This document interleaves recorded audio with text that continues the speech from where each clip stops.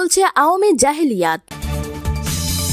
বাংলাদেশের রাজনীতিতে এখনো সক্রিয় ভারত বিরোধিতা। শেখ হাসিনার উদারতা বিএনপি বোঝে না, ওবায়দুল কাদের। এবার দেখবেন বিস্তারিত সংবাদ। দিন যত যাচ্ছে ততই যেন বেপরোয়া হয়ে উঠেছে আওয়ামী লীগ, যুবলীগ, ছাত্রলীগ, কৃষক লীগ, শ্রমিক লীগ ও স্বেচ্ছাসেবক লীগের নেতাকর্মীরা। লুট, চাঁদাবাজি থেকে শুরু করে ধর্ষণ সবখানে যেন চলছে লীগের আধিপত্য। দেখা গেছে সিলেটের এমসি কলেজের ঘটনার পর থেকে যেন ধর্ষণের মহোৎসব পালন করছে তারা। তাই সাধারণ মানুষ বুক ভরা ক্ষোভ আর তিক্ততা নিয়ে বলছে, ভাদ্র মাসের কুকুরের মতো ওরা এখন পাগল হয়ে গেছে। নারীদেরকে দেখলেই ওরা তাদের উপর ঝাঁপিয়ে পড়ছে। ওরা বর্বর। ইতিহাস বলছে মুক্তিযুদ্ধ চলাকালীন পাক হানাদাররা নারীদের উপর নির্যাতন করেছে, কিন্তু এমন বর্বরোচিত কায়দায় নির্যাতন করেছে কিনা সেটা জানা যায়নি। আবার অনেকেই আইয়ামে জাহেলিয়াতের যুগের চেয়েও বর্বর বলে আখ্যা দিয়েছে। কেউ কেউ বলছেন নোয়াখালীর মতো এমন বর্বর ঘটনা কোথাও শোনা যায়নি। বর্তমান আওয়ামী জাহেলিয়াত ১৫০০ বছর আগে আইয়ামে জাহেলিয়াতকেও হার মানিয়েছে। উল্লেখ্য, এর আগে ধানের শীষে ভোট দেয় ভোটের দিন রাতে এক মহিলাকে গণধর্ষণ করে আওয়ামী লীগ মেম্বার রুহুল আমিন। এরপরে ওই আওয়ামী লীগ নেতাকে কোনো শাস্তি না দিয়ে ১ বছরের জামিন দেয় হাইকোর্ট। এরপর থেকে প্রভাবশালী আওয়ামী লীগ নেতাদের দৈরাত্ম্য আরও বেড়েই চলেছে।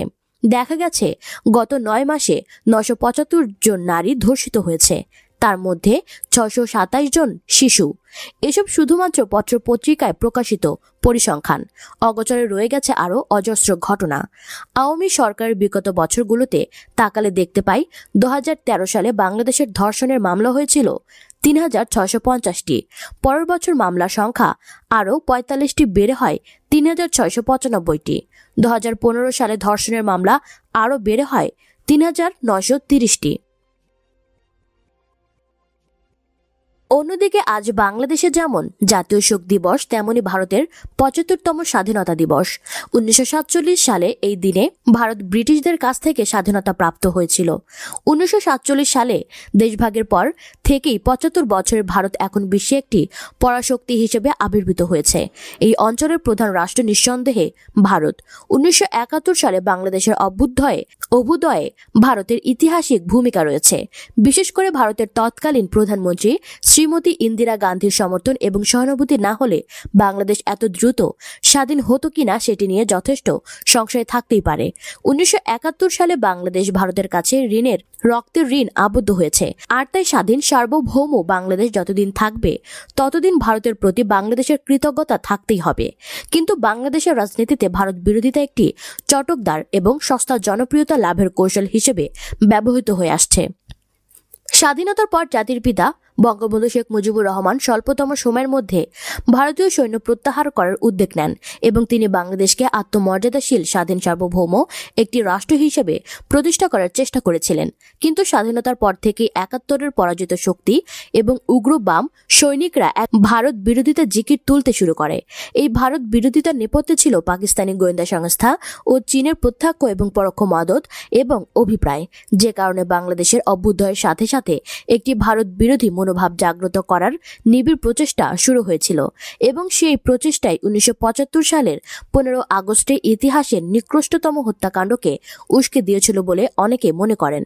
বাংলাদেশের রাজনীতিতে ৭৫-এর ১৫ই আগস্ট একটি বাক পরিবর্তনের সময়। ১৫ আগস্টের পর থেকে বাংলাদেশে পাকিস্তানি পন্থী রাজনীতির উত্থান ঘটে এবং ভারতকে প্রধান শত্রু ভাবা শুরু হয়।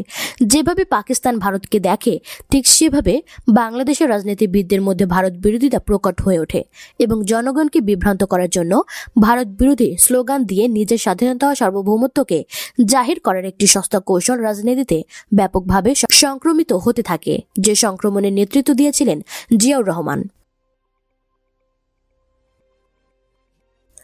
অপরদিকে আওয়ামী লীগের সাধারণ সম্পাদক এবং সড়ক পরিবহন ও সেতুমন্ত্রী ওবায়দুল কাদের বলেছেন, বিএনপি সভা সমাবেশ করা নিয়ে প্রধানমন্ত্রী শেখ হাসিনার উদারতার অর্থ দলটির নেতারা বোঝেন না।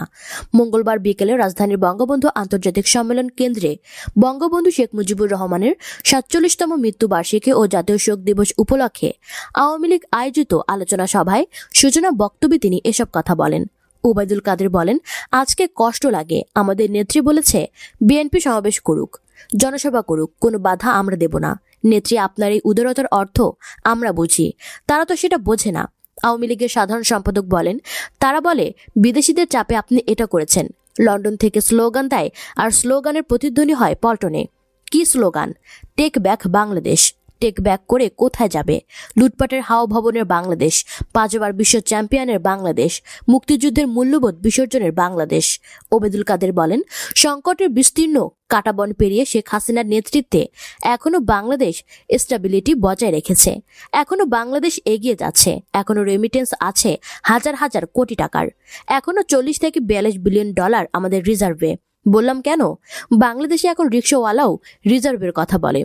শ্রীলঙ্কার রিজার্ভ ফুরিয়ে গেছে, পাকিস্তানের রিজার্ভ তলানিতে। এজন্য বাংলাদেশকে নিয়েও তারা দুঃস্বপ্ন দেখে। আওয়ামী লীগের নেতাকর্মীদের উদ্দেশ্যে তিনি বলেন, মানুষের কান কথা শুনে, গুজব শুনে কেউ বিভ্রান্ত হবেন না। বাংলাদেশ শ্রীলঙ্কাও হবে না, পাকিস্তানও হবে না। এটা বঙ্গবন্ধুর বাংলাদেশ, এটা বীরের দেশ, শেখ হাসিনার বাংলাদেশ। ওবায়দুল কাদের বলেন, সবাই শুধু ঐক্যবদ্ধ থাকুন, দলটাকে সুশৃঙ্খল রাখুন।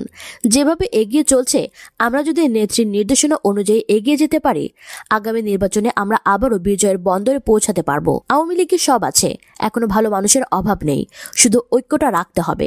ঐক্যটা থাকলে আওয়ামী লীগ বিজয়ী হবে। আওয়ামী লীগের বিজয় কেউ ঠেকাতে পারবে না। আওয়ামী লীগ সভাপতি শেখ হাসিনাকে উদ্দেশ্য করে তিনি বলেন, অনেক তথ্য অজানা রয়ে গেছে, অনেকের ভূমিকা অজানা রয়ে গেছে। সত্যের খাতিরে ইতিহাসের এসব তথ্য উন্মোচন করা দরকার। আইনমন্ত্রী বলেছেন কমিশন গঠন করবেন, শুধু মুখে নয়। আমি বলবো, বাস্তবে এর কার্যকারিতা বাংলার মানুষ দেখতে চায়। এ নৃশংস হত্যাকাণ্ডের রহস্যময় আরো পুরুষ আছে, যাদের জাতি চেনে না, কিন্তু চেনা মুখ। সত্য জানা উচিত। সত্যের মুখোমুখি আমরা, সত্য আমাদের জানতে হবে। ওবায়দুল কাদের বলেন, জিয়াউর রহমান খুনিদের পুরস্কৃত করে থাইল্যান্ডে পাঠালো, তারপর তাদের চাকরি দিল কয়েকটা দূতাবাসে, বাংলাদেশের দূতাবাস। এটাই শুধু পুরস্কার নয়, কয়েকজনকে প্রমোশন দিল। ইনডেমিনিটি অর্ডিন্যান্স জিয়াউর রহমান 5ম সংশোধনীতে অন্তর্ভুক্ত করে বাংলাদেশের সংবিধানকে কলঙ্কিত করেছে। খুনিদের জিয়াউর রহমানই সংবিধান বৈধতা দিতে চেয়েছিল। তিনি বলেন, জিয়াউর রহমান নাকি মুক্তিযোদ্ধা, তাহলে আমার মুক্তিযুদ্ধের রণধ্বনি কেন নিষিদ্ধ হয়? সর্বকালের সেরা ভাষণের একটি বঙ্গবন্ধুর 7 মার্চের ভাষণ কেন নিষিদ্ধ হয়? বাংলাদেশ বেতার কেন রেডিও বাংলা হয়? মুক্তিযুদ্ধের মূল্যবোধ, স্বাধীনতার সব আদর্শ নির্বাচনে পাঠালো কে? ইতিহাস কি তাকে ক্ষমা করবে?